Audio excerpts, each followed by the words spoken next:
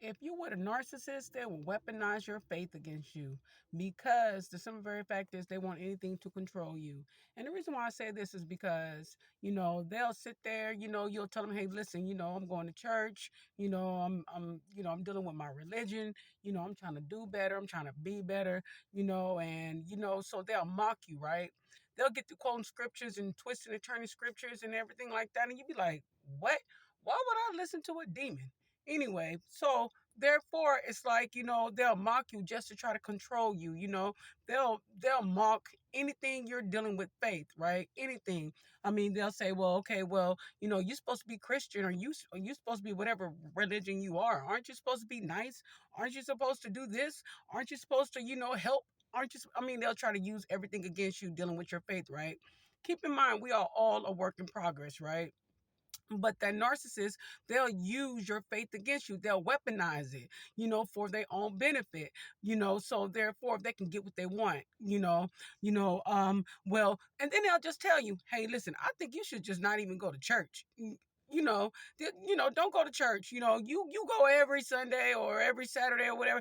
Don't even go to church. I mean, you go, what's missing one day? And don't you know some narcissists, they would even call you the day that you need to go to the temple or church. They'll call you on that day every single time. They won't call you during the week, but they'll call you when you worshiping. Isn't that something? And then they expect for you to just be boom right there with them on that day of worship.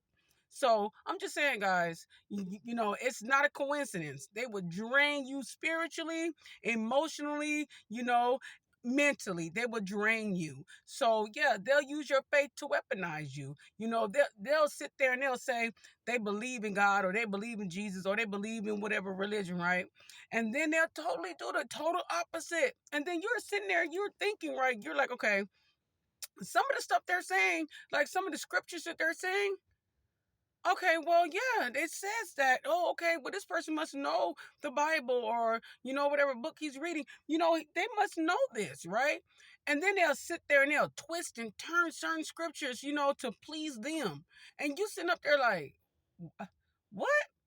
Okay, so basically, the scripture, you just choose to refuse to, acknowledge it, right?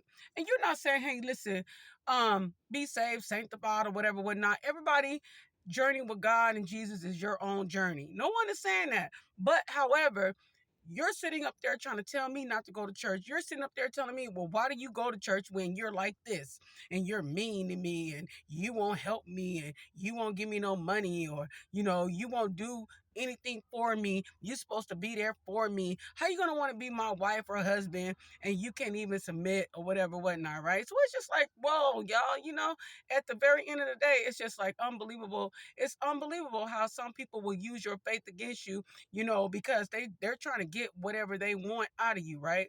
So I'm just saying, guys, if you were a narcissist, they will weaponize you when it comes to your faith. And stay strong. Do not believe in that nonsense that they're talking about. Oh, you're supposed to be this sanctified, perfect individual. You're supposed to, totally just ignore everything that they do because you're trying to change over, a new leaf and try to be a new you and everything like that. But one thing I will say though, right? God give you discernment, so therefore you can kind of, you'll start to understand how on what a person really trying to do to control you, to manipulate you, to keep you right where they want you to be. And another reason why they really don't want you to go to church or really don't want you to deal with religion is because if they know that narcissists know that you're really into what you're learning and everything like that, and you really believe in what you're learning, and you really have that faith and that trust, and that guidance and that clarity that comes from God and Jesus, they know that they cannot control you anymore. All that stuff that they're trying to do, it'll start falling away. It'll just start falling away. So I'm just saying, a narcissist would weaponize your faith. They'll tell you, hey, listen, you ain't doing it right. You're supposed to be doing this and doing that. Well, how is you doing all that, feeding people for free and, and going to church and worshiping and everything like that? You're not doing that right. You're supposed to be doing all that for me. You're supposed to be, glorifying me, so that can wait. Jesus and God can wait. in so many words. They won't exactly tell you that, but that's their action shows that. And one thing you have to remember is follow a person's actions, really, because words don't mean nothing. Actions mean everything. And as a matter of fact, actions changes your life. So I'm just saying, it's just unbelievable on how, these narcissists, they'll try to, use your faith against you. They'll try to weaponize you just to get what they want, and then try to guilt you, right?